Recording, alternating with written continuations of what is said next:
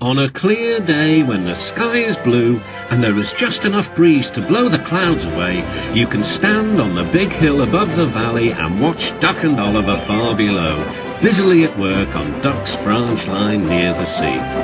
The two engines are very proud of their matching coats of gleaming colour. Oliver often talks about the time that Douglas saved him from scrap.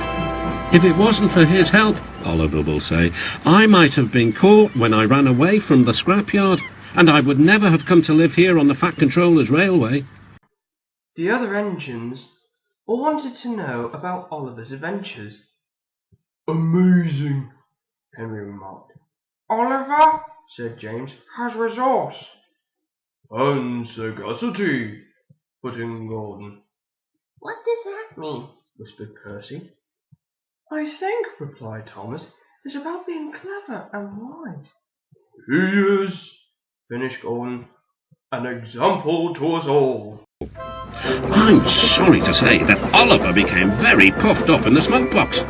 Henry says I'm amazing, he's right, he whistled as he swooshed along the line. One day, the Fat Controller came to see him.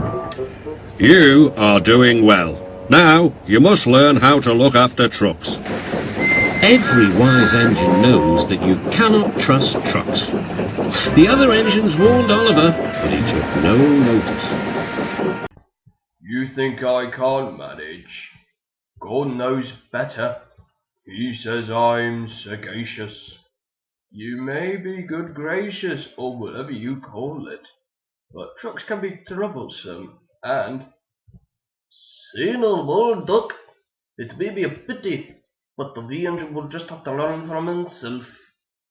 Yeah, you have to learn a lesson or two. One day, Oliver pulled the empty trucks from the siding and pushed the empties to the chute. Then he came to pick up the loaded trucks away. But they were comfortable and didn't want to move. Duck, we know. And Donald and Douglas. What right is Oliver to poke his funnel in here? Look sharp, smartly there. That's not the way to speak. We'll pay him out. Oliver heard nothing. The trucks moved smoothly at first, then suddenly Oliver felt them push forward. His driver applied the brakes, but they were useless against the surging trucks. On! On! On! Yelled the trucks. Oliver fought hard, but still they forced him on and on.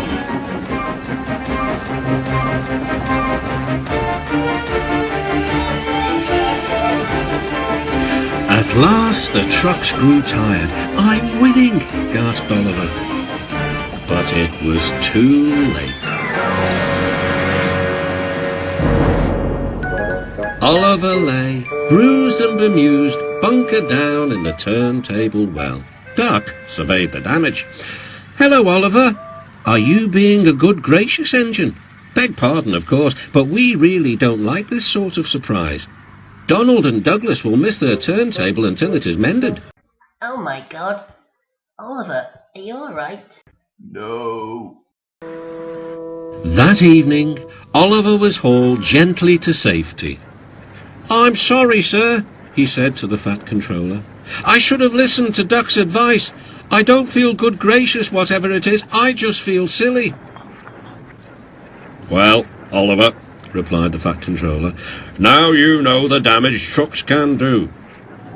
Yes, I do, sir, groaned Oliver. I look like a load of scrap iron. Ho, ho. Oh, I don't think so, laughed the Fat Controller. But you do need to go to the works to be mended.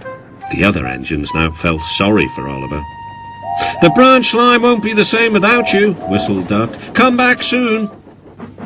A few days later, Oliver did come back. His coat gleamed brighter than ever. He was a wise engine too, but he still needs a lesson about trucks. But that's another story.